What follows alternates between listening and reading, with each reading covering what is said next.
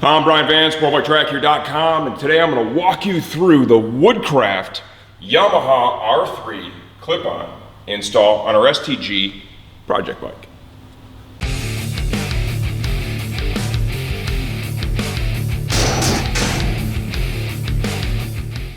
Okay, we are now dedicating the R3 to racetrack use only. One of the last things that we needed to do was to replace the stock handlebars with a set of aftermarket clip-ons, and I decided to go with the Woodcraft R3 specific clip-on set to help bring the ergonomics of the R3 to a better place for racetrack use.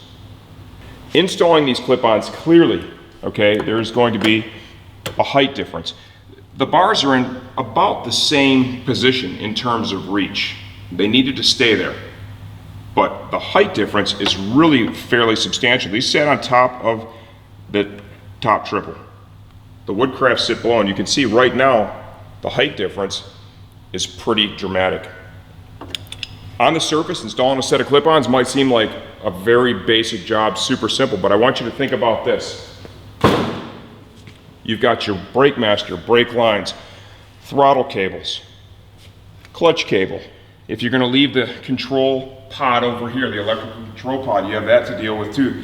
All associated wiring, okay? And now you're moving the handlebar position from where the manufacturer intended it. Remember, when they're doing things like the throttle cables, the clutch cable, all the wiring, the brake lines, they're intending them to be used in that OE handlebar position. So when Eric developed this kit, he took all the challenges that this bike presented when installing a set of clip-ons and built something specific for this motorcycle to manage those as best possible. Still, when installing this, I want you to take your time. Make sure everything is perfect. Double check all of your clearances when turning the handlebars. Before you take the bike out and ride it, make sure you don't have any conflicts that could create a safety issue. Make sure the torque is right as well. I'm going to show you a couple of real cool tips as we go through to get the clip-ons aligned in the best possible position. Show you a way to put a mark on the upper triple once you find that sweet spot and you have them both even. It's a good reference point, so it's easy to get them back there if you have to do any service to the bike, or if you have a tip over and the clip-on rotates, you can get it right back where you need and get back out on the racetrack. The reasons to install clip-ons on the R3 would be simple. Number one, the ergonomics for the track suck with the stock handlebars, and two, when you install the Woodcraft clip-ons, the bar itself is replaceable. So if you do have a tip over, you can easily replace just the bar and get yourself back out riding with very little effort or drama. Okay, so to begin the install of the Woodcraft clip-ons on the R3, we're going to start by taking apart the stock controls. We still have the OE bar ends on this. We're going to remove those.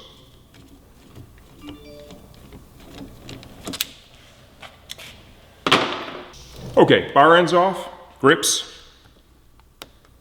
A lot of different ways to pull these off. I'm just going to actually just cut them this time.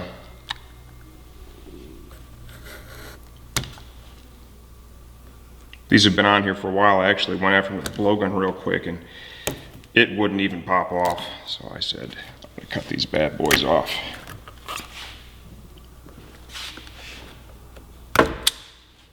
Go to the other side, do the same thing. Bar end first.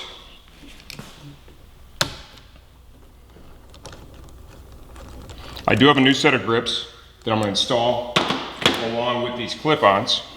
Okay, these are the stock grips. They've been on here quite a long time.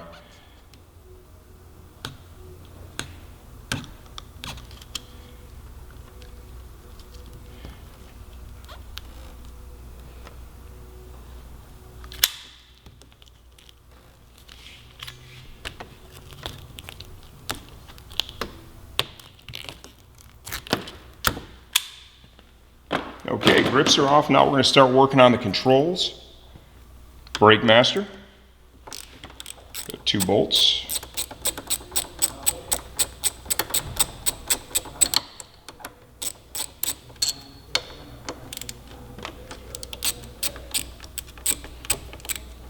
Then we're going to have our throttle housing as well.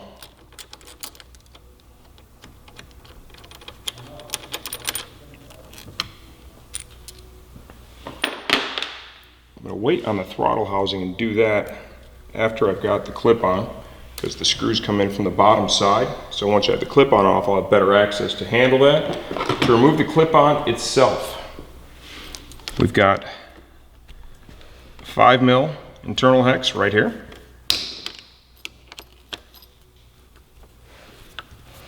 From the factory, there is some thread locker on there. You're going to notice that when you take it off. What's nice about the Woodcraft clip-ons is they're split. It makes it so much easier to put them on. I don't have to take the triple tree off on this particular model, the top triple clamp, because the stock ones actually ride on top of it. It makes it so much easier. Let's go ahead and get the pinch pull for the clip-on. We decided to go with the Woodcraft clip-ons for the R3 because of the fact that Eric over at Woodcraft, he put a lot of time, invested a lot of time into not just making a pair of clip-ons that fit, but making a pair of clip-ons that made the bike ergonomically better. And that's realistically what we want. We want to be able to get into a good body position on this motorcycle, and these clip-ons are going to help us do that. Okay, once I've got the clip-on off, you can clearly see we just have better access to that throttle housing. Go ahead and pull this screw out here, and then we have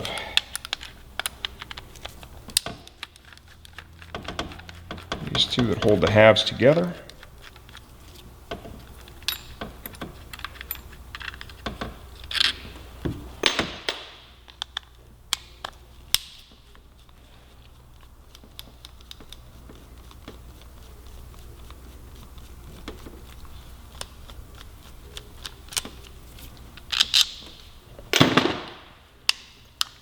And now you'll be able to spread that apart.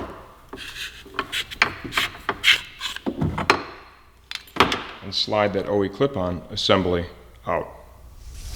Okay, now let's go ahead and install the main mounting bracket, the cuff for the clip-on itself. It's pretty basic stuff here. You want to identify which side is the right, which side is the left. There's a downward turn to the bar, so you can see this angle is going to be down. You want to make sure that the bolts for the bar itself face towards the front of the bike. This is the right side bar. I'm going to install the bracket on the back side of the fork, tube like so, and kind of rotate it up, get it by this bracket that actually holds the clutch cable, throttle cables, route through it, a few different things. Kind of turn this into position so I can get the bolt started.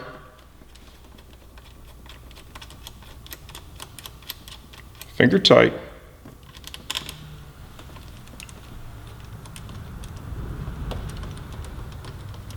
And we're going to open up with plenty of wiggle room, okay? We have to adjust the position. We have all kinds of stuff we have to do here before we even think about applying any final torque. The first thing I want to do is get it into position. This is a very unique clip-on setup. You can see that once we have the bars installed, they're going to basically bottom out, if you will. I'll show you here.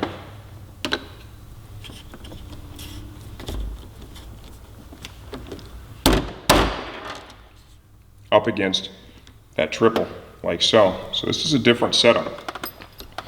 Initially I thought perhaps this bracket here was going to be a problem, but it looks like now we're going to be able to leave that bracket in position, and we should be able to get a good sweep, have plenty of room here to work with, and leave that intact. Okay, still working on this side. What I want to do is I want to get an even gap on the clip-on cuff from side to side. That gap is right here where the two halves come together. Let me turn the bars. Hopefully Steve can show you this here. You can see that gap right there. And compare it to the one up front here.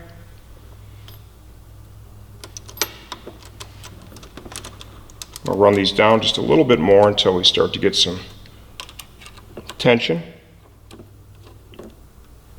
Gotta check that. Okay, it's tightened up like so.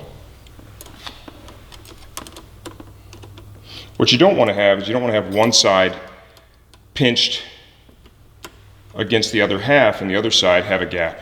Okay, you want to have an even gap from side to side, as even as possible. We're getting pretty close to that. So that's where I'm going to start right now, is let's get that going.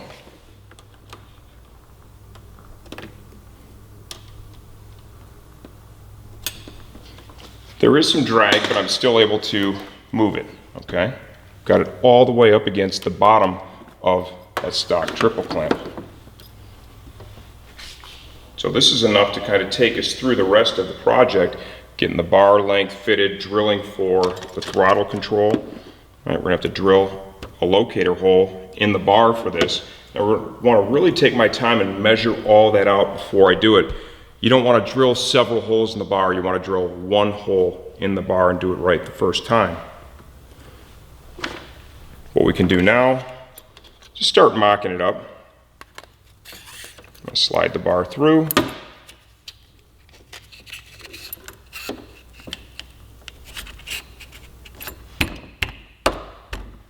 I'm going to kind of get it in there all the way up against that top triple.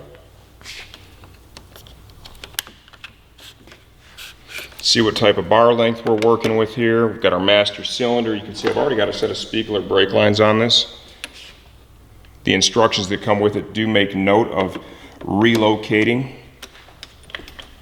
the banjo bolt, but that bike also in the pictures had a stock OE rubber brake hose on it. This bike obviously no longer has that. Get the other bolt here in the master cylinder clamp, just mock this thing up.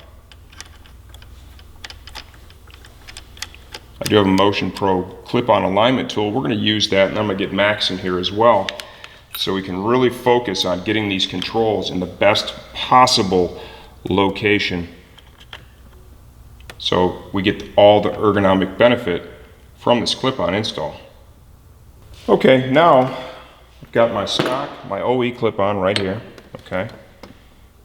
And what I want to do is I want to try and get an idea of the distance that was between the hard stop here and the hole that the locator button for the throttle assembly goes into.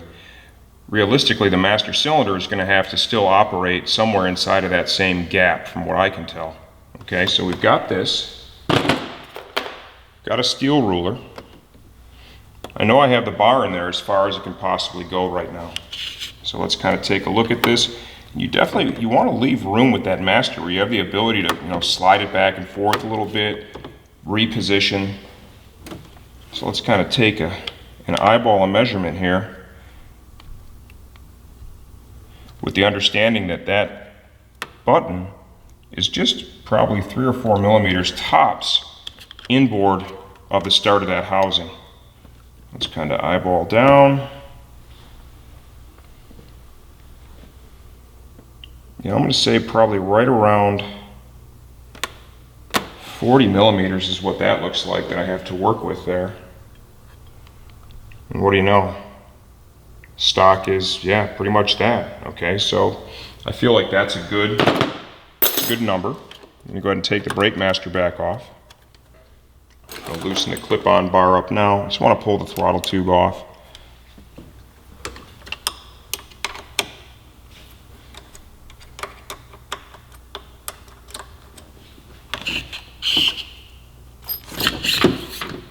Like so, we'll let that hang there. Slide the bar back through. Put a little tension on it. Now one last thing I do want to check is with that bar end plug in there, it doesn't look like if I have the bar end plug all the way against the top triple clamp, I still can get a full sweep even with the bar tight, so I feel pretty good about that.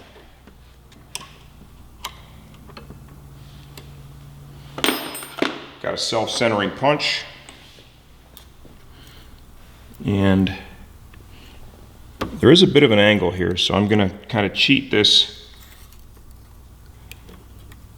my way just a little bit to account for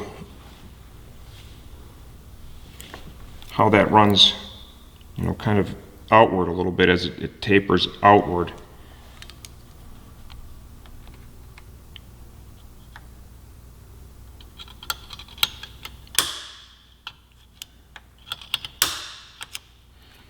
Like so. Let's try to eyeball and make sure that it does look like we're operating with a good gap here before we drill anything.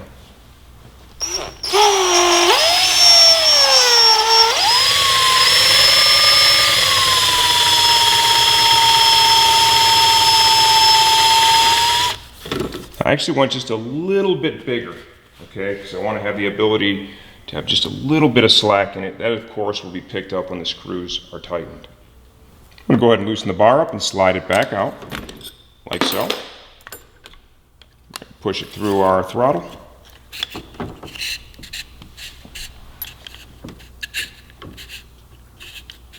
And let's find that hole, like so. So you can see it wiggles just a little bit. I didn't way overdo it, just a little bit. I want to have a little bit of wiggle room. I find with stuff like this, if you try to make that tolerance too perfect, you end up creating yourself issues down the road, and that certainly is not what we're out to do here. This is about making the bike better, not making your life worse. I'm going to go ahead and put the screws back into our throttle assembly, and when you do so, I want to make sure you're holding the halves together.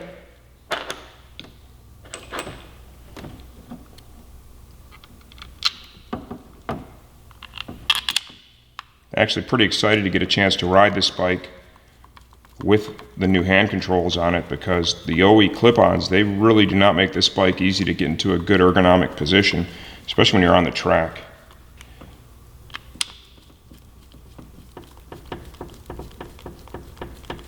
Okay, let's get this all snugged up. Okay, throttle housing is back on. Plenty of slack to then slide that bar through. Okay, hole has been drilled in the clip-on tube itself. I've already checked the spacing with the master cylinder and everything, and it had it mocked up and kind of tight, and I was able to turn, I could feel the throttle assembly moving a little bit on the clip-on bar itself. The hole that I drilled was just a tickle bigger than the locator pin that was in the throttle housing. My expectations were that the throttle housing itself would have some clamping force on the tube to make sure it was nice and tight, nice tight feeling. If you look at the OE side over here with the switch assembly, on the other side, which we're going to remove this, but you can see that little bit of play. Yeah, I'm out on that. I don't want anything. I want that throttle to be like 100% connected. So what I did is I just quickly took it back apart, and if you can see right here, that is one strip of electrical tape, and I covered the hole that we drilled. I then put the throttle housing back over it and tightened it down, and now when the bar is tight, there is zero motion there, okay? So that was really easy to do, like that's super tight. And that's how I want it. I'm really picky about my controls. I'm gonna ride this bike a little bit, but my son is gonna ride this bike mostly, so I wanna make sure this thing is perfect as we continue on. Okay, so now the bar itself, you cannot access the bolts for the bar once the master cylinder is in place. Okay, we kind of touched on that a few seconds ago, so now I'm going to make sure the bar is inboard all the way. I'm going to rotate this around until I've got that throttle assembly in what I believe is going to be the best possible place. I'm going to start right here. I'm going to go ahead and torque this bar now.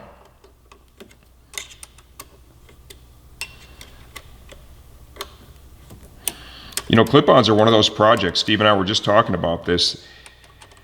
On the surface, it seems like it manages to set a handlebars. That's super easy. Well, you know what? It typically is not that way, especially if you're going to take the time to do it right. There's a lot of mocking up, a lot of adjusting. You're going to put it together, you're going to take it apart until you get it just right. And don't settle for anything other than a perfect result, because this is literally your connection between the motorcycle and you. It all happens right here. That throttle, that brake, those are probably two of the most important things on the bike. That is tight. The clip-on cuff itself is loose. We're going to leave that loose. Now I want to get the master cylinder mocked back up. And I want to check the location, the orientation of that brake line. now that we've changed the handlebar position, it's very possible that this is going to have some type of conflict. Okay, so let's get the master bolted up. Okay, so now this clip-on is still fixed. Let's try and pick a sweep that looks about right.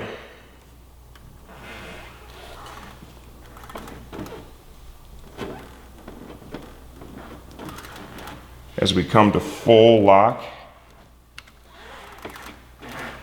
we're having a little bit of conflict here with the throttle tube.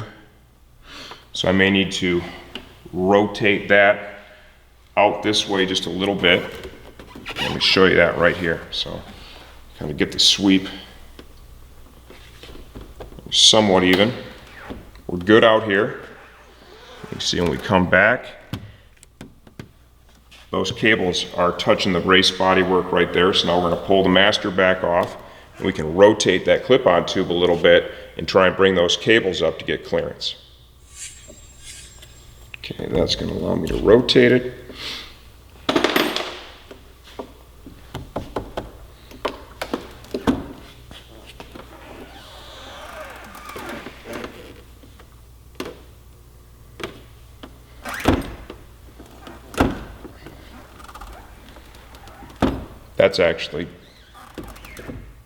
That's really good right back there. Realistically, this is going to be paddock only, right? You're never on the track going to be to this level of extreme, okay? So setting it for this is going to be more than acceptable, okay? So you can see that I've got the throttle cables just rotated forward just a little bit.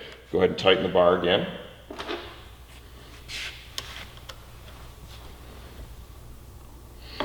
Okay, brake master back on the bike.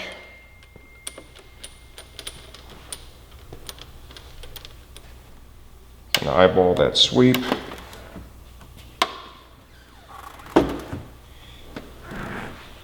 You know, and that brake line right there, man. That's really not bad. That's honestly not bad. But we need to bleed the brakes before we head to the track this weekend anyways. So what I'm going to do is very carefully, okay, I'm just going to loosen this just a little bit. And I'm going to hold it and torque it again. Okay. By doing it that way, you can probably get away without losing any fluid. Best practice is bleed the brakes. Now look at that. You want to make sure that when you're at the stop too, you've got a good return from the throttle, no binding. Okay, so I think we've got a good starting point now for our throttle side. Okay, the stock throttle tube on this R3 is really aggressive. It's got all these raised portions on it. It's going to help keep it from rotating. Awesome. Got a stop up here so you don't get it up into the housing. Great. The end here, these are raised so high, getting the grip started over it's going to be a real pain in the shorts, especially this grip with the aluminum end, and that's what I want to put on it because it's going to look great, and that's what Max wants. So I'm going to knock these down a little bit. I tried this one, just trim it a little bit with a razor blade. I'm just going to go after these with a grind wheel. You could use a Dremel too. So just kind of take your time here and just kind of shape these, get them a little shorter. A lot of ways to do it.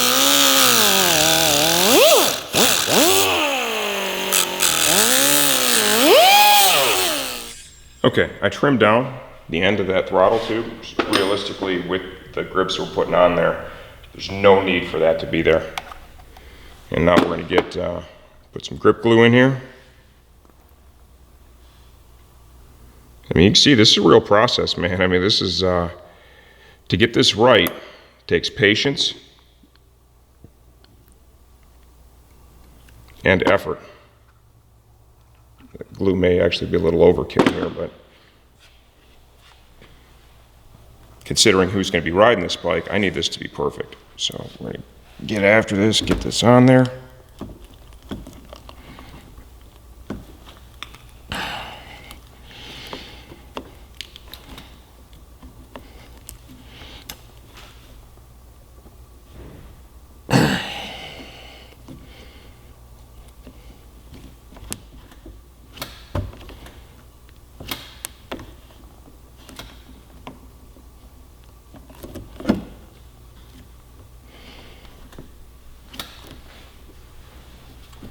Make sure we got it all the way up on the tube. You can see we've definitely got some excess we're going to be cleaning off now. But with that throttle tube that was on here, I need to make sure I had enough grip glue to be able to get this bad boy up on there. So before this stuff really starts to set up, we're just going to clean all the excess off. Most importantly, I want to make sure that I've got this all the way up on that throttle tube. Okay, got the grip all the way up over the end of the throttle tube. It's glued, and trust me when I tell you, this bad boy is going nowhere when this stuff sets up. You can see still through the grip a little bit the type of throttle tube that we had here with all those, raised bumps on it. You can kind of see that through the grip. That just is what it is. Maybe that'll settle down a little bit. And I'm going to show you a really important step here. If you're going to use grip glue and you have excess that rolls out the other end of the throttle tube, it's very important you take the time to clean this up. So what I'm going to do is just go ahead and take this back off real quickly. This is going to allow me to get inside that throttle tube and clean away any glue and or debris that could be between the handlebar and the throttle tube itself.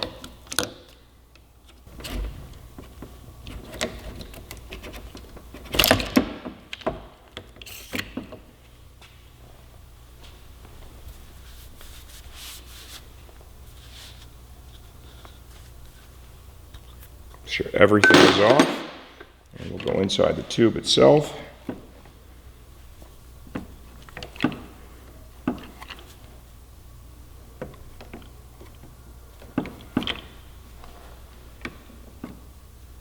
And while we're at it, I'm going to add just a little bit of lubrication to the inside of the throttle tube as well.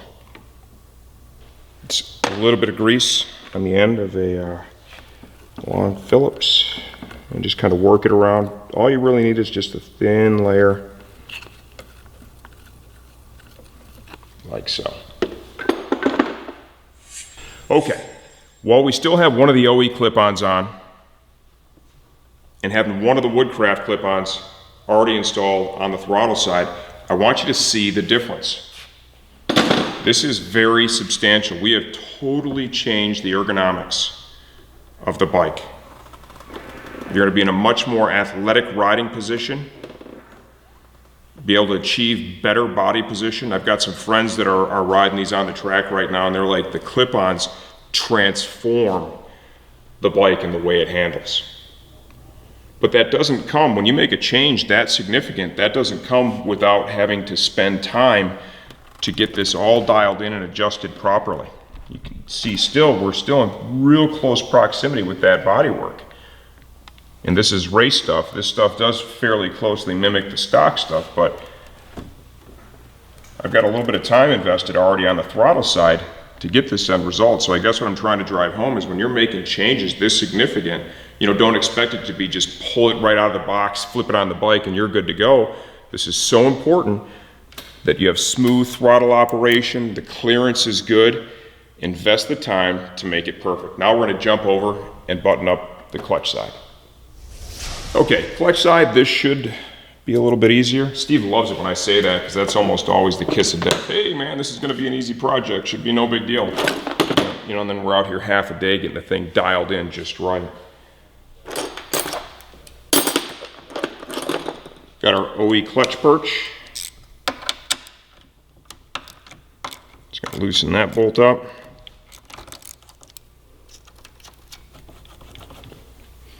Of course, we have fasteners for that OE clip-on.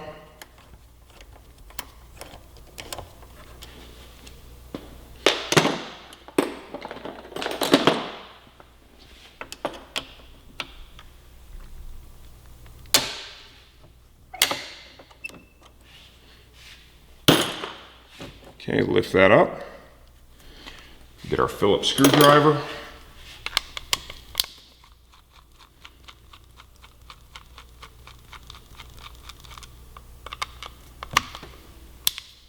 This light pod, there's realistically no reason for us to have this on the bike anymore. If you're going to reinstall it, you'll need to drill a locator hole, just like you did on the throttle side. For our project here, we're going to remove it. Kind of clean up the clip-ons a little bit for us. You do need to, I'm going to have to extract the wiring for the clutch switch from this side. I'll just grab that, slide that right out of your OE clutch perch. Okay, now just like we did on the other side, except for we have a lot more operating room over here. We're not dealing with the throttle. Let's get that clip-on cuff on the bike. We'll just get all the bolts started now, and then we'll set that gap, just like we showed you on the throttle side.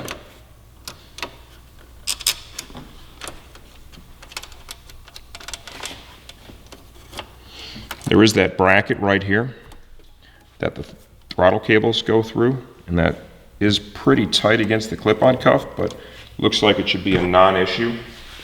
I'm actually going to try and just tweak it just a hair to get it out of the way. Come back here and just kind of, just a little bit, just enough, see? And I'm able to turn that. Less effort. Just like we did on the other side, we want to set that gap. The goal here is to have an even gap after it's torqued on both halves where they meet. Okay. Looks pretty good. Put just enough torque in it so that it doesn't want to spin.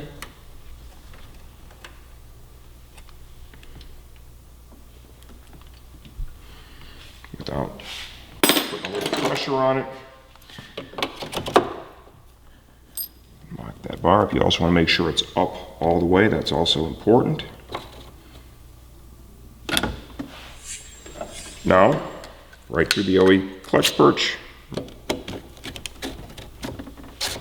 Slide that bar through. Clutch perch is still loose. Hold the bar up against that top triple. We are not going to install that switch pod, like I said earlier. I actually slit the protective cover for that wiring harness so I can start pulling out the clutch switch. Okay, little grip glue. Get it inside that leading edge. Kind of let that run down. I'll put a little bit on the screwdriver and just get a film wiped inside the grip. So we have good coverage. This not only helps to hold it in place, but it makes putting it on a whole hell of a lot easier.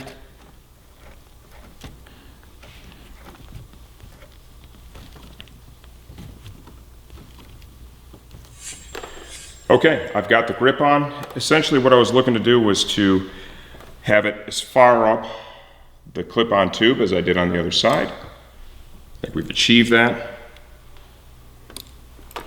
Double check our torque on the bar. And then we can begin to set position of the clutch perch and angle of the clip-on itself. I do have a Motion Pro clip-on alignment tool I really like using too, and we're going to get that out, utilize that.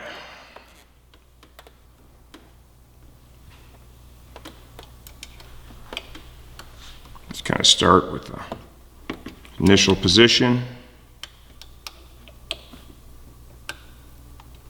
Check clearances. Slide out just a little bit.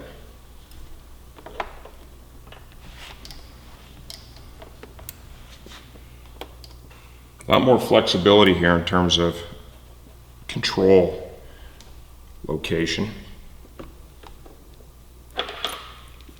Just like with the brake, I like to try and get that lever towards the end. This gives you more leverage. More leverage means less effort. Okay, now let's get these clip-ons aligned all the way. There's a lot of different ways to do this. Motion Pro clip-on alignment tool. I actually did use this on the bike. I removed the master cylinder. I used the machine center points right here on the top of the fork caps as a reference point to build off of. You could also take your stock clip-ons, slide them over in position like so. Make sure you have the holes aligned, and then build reference of angle, for the sweep off of that. Lots of ways. Another way to do it is to use the top triple clamp itself and the clip-on cuff. Find a strong reference point. It could be the fastener here for the top triple as it relates to the fasteners for that clip-on cuff. Sighting down and try and get that even from side to side. Get yourself a good starting point, a good reference point. Once you feel like you have them even, make sure you check the sweep with all your controls on. You have nothing interfering. And once you get it all buttoned up, which I'm going to come back in just a second, we'll have it like that. Once again, double check that sweep to make sure that you don't have any conflicts, no safety hazards at all. Okay, as promised, this switch pod, the wiring harness, it's intertwined with that clutch switch. We do want to retain that. Okay, eliminated that already. You can see I capped those off. Had to pull the upper fairing off, gas tank cover, lift up the gas tank. The plug literally lives in that little box down there. Pull it out, feed it through, and now here we are. Do you have to do this? No, you don't. You could literally bolt this to your new clip-ons if you choose to and go about your merry way. Really comes down to what kind of end result you're looking for. Now that we're transitioning this motorcycle into a track bike roll, the end result I want is just super clean up in the controls. So I'm going to spend the time to do this. I'm going to open this harness up. Once I have it opened up, we'll come back. I'll show you which terminals we're going to back out of the connector and which terminals we will leave in for the clutch switch. Okay, got the wiring harness pulled apart. I've identified the two wires that we're going to keep. We got them stretched out a little bit so it's going to be very clear as I'm backing the terminals out of this connector, because I want to leave the stock connector in there. It's just the professional way to do it. So once we've identified the terminal ends that need to be released, I kind of put a little pressure on the wire from the back side.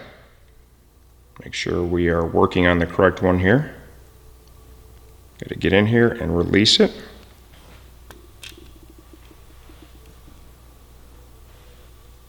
I'm using just a pick to do this. It's a lot easier if you have an actual terminal tool, but it can be done with this. Essentially what you're trying to do is come in here and push up, okay? You kind of see that right there. Little release tang, okay?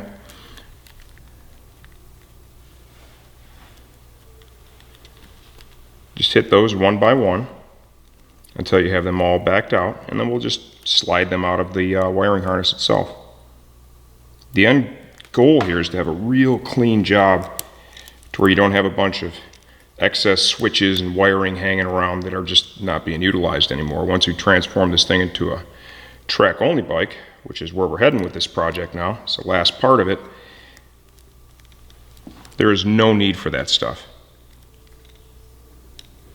This whole lightweight thing, I mean, this is definitely, at this point, it's a big deal, man. These bikes are super popular, not just on the street anymore, but also on the track. It's a great way to get into it, save some money, and have a ton of fun. And now you can see how that looks. From here, we should be able to just pull all that out. Is this a requirement? No, man, not even close. But in the spirit of doing, a real kick-ass job, I think it's worth doing, man. I think it's worth it.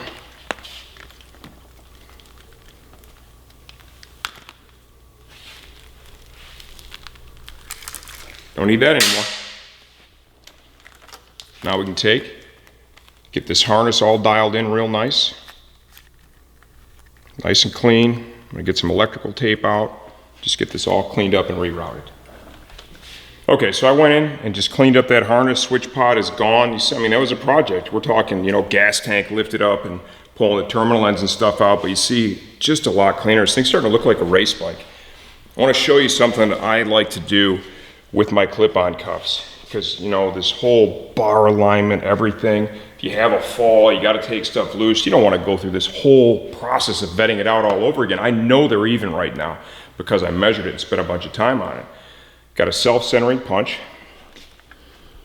And what I'm going to do is on the upper triple, I'm going to right here in the gap where the two Woodcraft clip-on halves meet for the cuff, using that self-centering punch, just going to put a dot in there. Okay, and that's going to give me a super quick reference point that I can use at any time to get these things super close, okay? Just like that. No one's ever gonna notice it, not gonna hurt any resale, but I gotta tell you, if you're working on the bike or you have a crash and you gotta fix quick and it's twisted, you're just boom, boom, boom, get it right back to a good center.